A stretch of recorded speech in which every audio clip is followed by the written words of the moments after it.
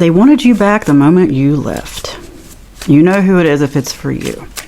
And you might think, I didn't leave. They left me. They gave me no choice. That's what I'm getting, is that they gave you no choice. But they don't see it that way. Oh, good. I will never admit how much you hurt me. Playing the victim. Will you still want me? Be patient with me. They really don't get it. They don't get it. This was a toxic situation. They don't get it. But a lot of people have protected this person and not told them the truth. And you know, I think maybe we've all been that to somebody. People who are just quiet and you don't learn till later why they got away. But this has happened a lot to this person. Because they hide a lot, like a lot of things about themselves, until you really get to know them. But again, I'm getting that's human. What is everything falling on the floor? Ugh, okay. Thank you, toes. Anyway, am I important to you? You left when I needed you. No one compares to you. Oh my gosh. It just, this energy, I see it comes like in feelings to me. And it's this energy of someone just feeling so desperate. You left when I needed you. Am I important to you? And you can't tell them anything. You really can't. Like, they're going to have a hard wake-up call. Like, you may have tried to talk to them and say, look, this is what needs to change. And it's like, it just whoosh goes over their head. Again, I think we've all been that way to somebody. I know I have.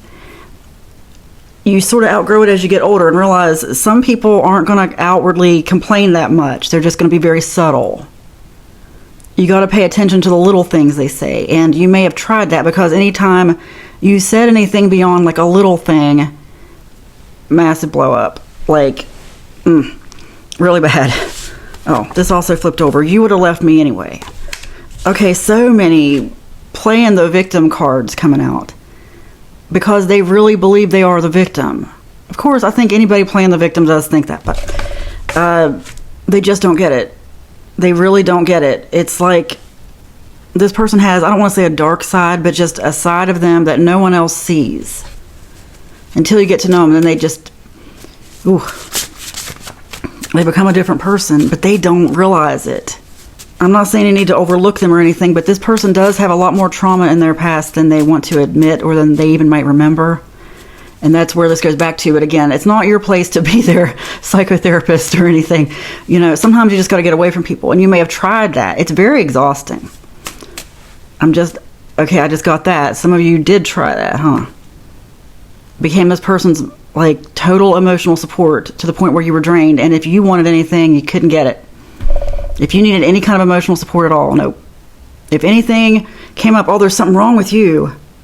But this person can have all kinds of issues, you know, and not even bat an eye. Getting like arrested development. Not the TV show or the group, but developmental delays, which is much more common than people might think. Like, that's what I mean about the trauma. And it's not like you need to overanalyze it. It's just this person is stuck. I mean, they mask it well, but they're stuck in more of like a 10-year-old person, like a 10-year-old child's mentality, even though they might be way older than 10. The floor, again. My feet, again. Picking up the card. Held back for reasons beyond my control. Whoa. See, they feel like they held back. But you held back. You held back because you had to. Because you weren't allowed to have problems when you were with them. But this person's going to learn the hard way, and they have learned.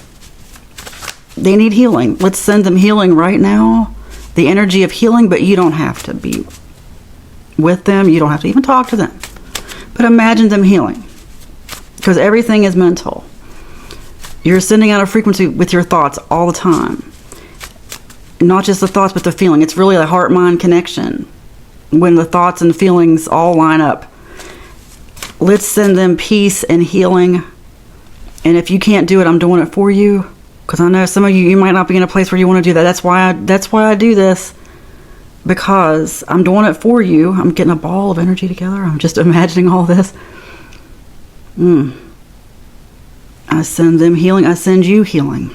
Through this phone. Peace. Healing. May they cross paths with the right person or have the right experiences where they finally learn and overcome this.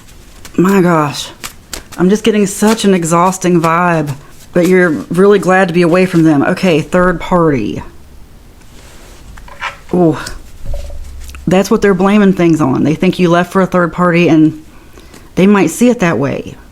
And look, I don't judge anyone. I don't judge you. Because I'm not really getting this has to be romantic, although it could be. Could just be friendship. But it's someone who was so hard to deal with. Like, let's say it was just a roommate. Somebody you were friends with, decided to be roommates with, and then realize, whoa, why am I friends with this person?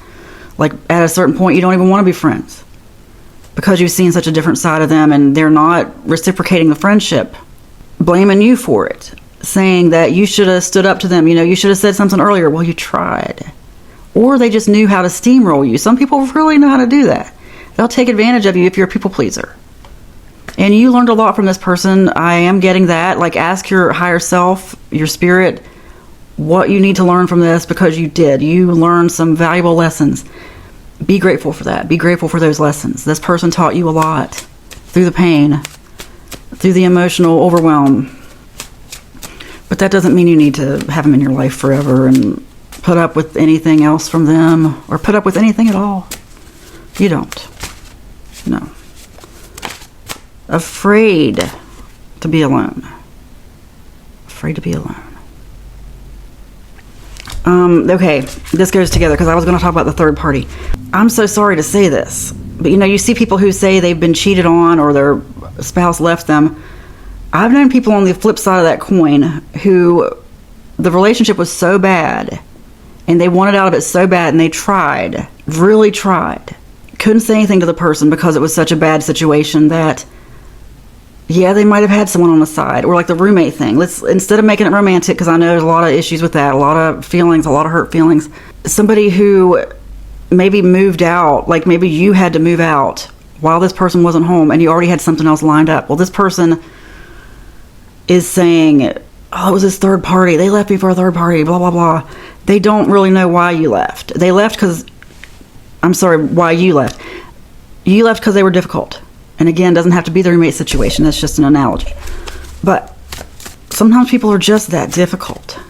This is a difficult situation all around. And one that you tried to make better, that you didn't want to end this way. Nobody does. Something probably had to happen. Like, a lot of times there has to be a massive blow up. Like, things really have to get pushed to the point where there's pressure and things explode. And if that happened, just, again, send peace. Big changes. Big changes. Be grateful. Sometimes you can be in a situation for so long and just try, and you realize, wait a minute, I'm self-medicating. It's hard to get through the day. I'm having nightmares. I have anxiety. And then one day comes and, you've reached that pressure point where you're like, I'm out of here. I'm done. I don't even want to see this person again. They don't realize that's what happened. That's what led to the big changes. Third party, afraid to be alone. Like I said, they're blaming the third party or blaming you. And oh, gosh. I'm so sorry if you're actually going through this or if you have gone through this. And I don't want to remind you of something painful. That's why what you need to do is journal about it. If you don't journal, just meditate, ask yourself what it is you have to learn. Because everything's a lesson. That's what you came here to do, is learn lessons. You came here to learn. Like, there was some massive lesson in this for you.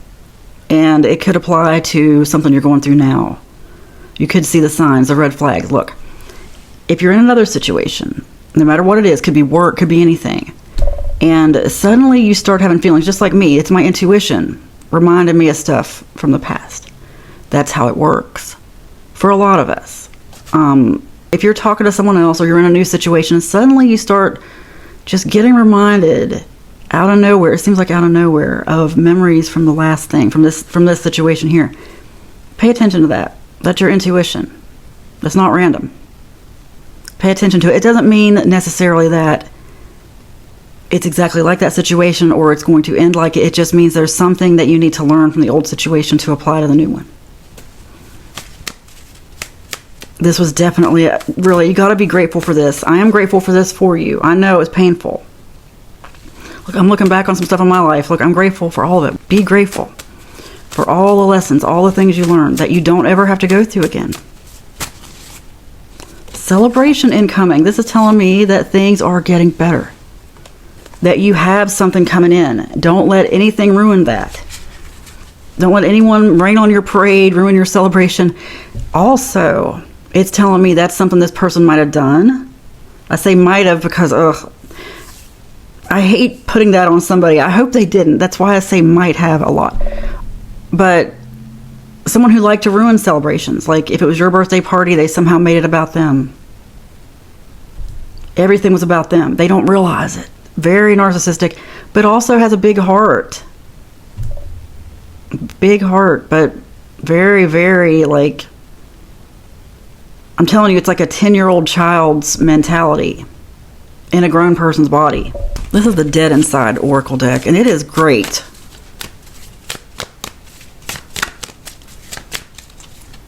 Pretending to like people, masking, people-pleasing, exhaustion. Okay, I see. You may be someone, and I know a lot of us have done this, and if you're watching this, part of my collective, we're a lot alike. Okay, that's why you resonate with certain people, but you don't have to go overboard to people please to make people think that you like them. It doesn't mean you need to go out of your way to not like them. You don't need to tell them that or anything, but I'm getting that you have forced yourself to be around this person or other people that you didn't like, that you just didn't want to be around. It's okay to do that. Never feel guilty about that. Never feel guilty about that. It doesn't mean you hate the person or anything. In fact, you can still send them good thoughts, well wishes, prayers, if you want to call it that. You can think good things for them. Imagine good things for them, which is what the Bible's actually talking about. It doesn't mean you need to stick around, doesn't mean you need to throw them a birthday party, because I just got that celebration incoming. Like, a lot of feeling sorry for someone. If you get to that point a lot, look, red flag. If someone's making you feel sorry for them, if all it is I feel sorry for them, I feel like I have to do this for them, I feel sorry, red flag. Because that's usually someone who, there's a reason that person doesn't have friends. Like, a big red flag, and this might have been it too. Someone who says, you're my only friend. Oh, that's heartbreaking. That's heartbreaking. But people who have said that to me have been some of the ones who have really done some damage to my life. Okay? And I'm getting that for this reading. You outgrow that at a certain point. I used to feel like I was the world's doormat. Like, it was okay just to take advantage of me. It's a low self-esteem issue. I felt like, and I mean until the past 10 years, I felt like my life wasn't my own. It was just for other people to use. Like, I wasn't important enough. I don't feel that way anymore. Now I put myself first, because you get pushed to the point so many times, and that's what I'm getting for this, is this may have finally pushed you to that point where you have to put yourself first.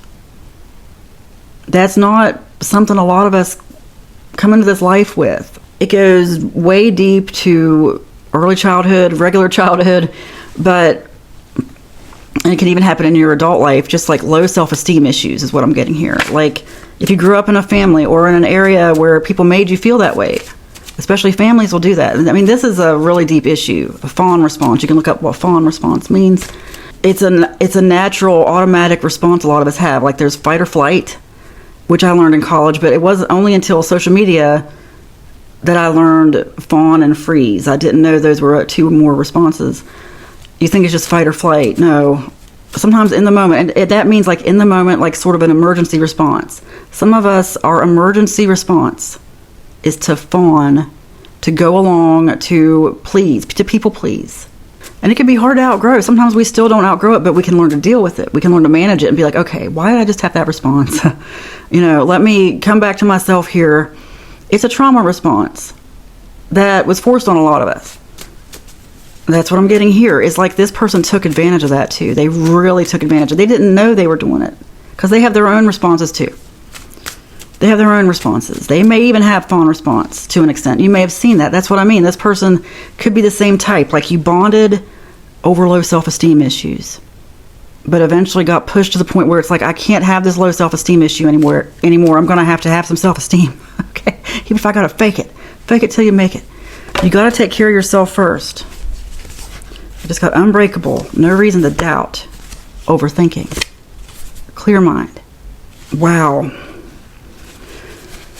Oh my gosh. This is telling me that at one point you had more thoughts about taking care of this person than you did yourself. That's what I mean about the fawn response. Some of us have emptied ourselves out to the point where there's nothing left. Nothing left. You have an emotional breakdown, nervous breakdown. And that could be the pressure point that you just blew up finally after not blowing up, or just lost your temper after they said one thing because your nerves are so on edge. That's not something that happens quickly. That's a result of being worn down little by little by little by little. Of digging a Grand Canyon size hole with a spoon. Okay, that's what that is. It was just one spoonful at a time, then all of a sudden you get in this canyon you can't get out of. Oh, I'm so sorry if you went through this. But you are unbreakable. That's what you need to realize. And you may be overthinking a situation.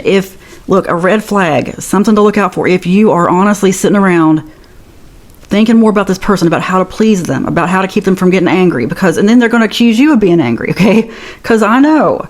Sometimes it's like you blew up at someone, but they don't realize how many times you have had to deal with them blowing up at you. The one time your nerves are shot, you can't take it anymore, maybe even haven't even slept because all you've done is take care of that person. Then finally you blow up because your nerves can't handle it anymore. Oh, you're the bad guy. Oh, you are unbreakable. Get out of this situation and don't go back. I hope you're already out of it. I mean, this situation just has toxicity written all over it. You need to know that. You need to know that it's okay to take care of yourself. It's okay to want better. It's okay to use your brain, your mind, your emotions for you. Because if you're spending all your time using it for someone else, people pleasing, tiptoeing, get out. Never go back. Remember this. And if you find yourself starting to do it again with someone else, out. Get out. Fresh start. Just say, I have made a fresh start. Start speaking it. Start speaking it. Because your thoughts and actions will line up with it eventually. Even if you don't feel it yet, just say, I am safe, I am protected, I am in a good situation, I am happy, I've done it. Look, I've done it. Not even that long ago. I'm telling you what I know. Start speaking it. Words are powerful. And say it in present tense. Don't say, I hope I get out of this. Because you want to embody the energy immediately, okay? And I've seen my life have massive changes and improvements from doing this. Start saying, I have a good life. I am happy. I think for myself. No one's around stressing me out. I take care of myself first because you have to. You have to. Because you can't take care of anyone else. Like even if you're on a plane. And they talk about the air masks, the oxygen masks. If something happens, they'll tell you if you have a child, you have to put your mask on first before you can help that child. Because if something happens to you, you can't help that child. You have to take care of yourself first. And it got that bad in this situation. I'm so sorry. It is improving. It is improving. You've learned from this. You're moving on. You don't do this anymore. You never do this again. You never get into this situation again. You live your life for you without anyone stressing you out, making you feel guilty. You have no fear of anything, of getting back into this situation, of someone taking advantage of you again. You have no fear because now you know what to look for. And now your spirit reminds you of things and says, hey, this is starting to feel like that situation. And you move on. You have no fear about saying no, about standing up for yourself, about taking care of yourself first. You don't tiptoe around people, and if you do feel like you have to tiptoe around them, you make a swift exit and you go to a better place. Only the best for you, okay? You have no fear. It is spoken, it is written, and so it is. Amen.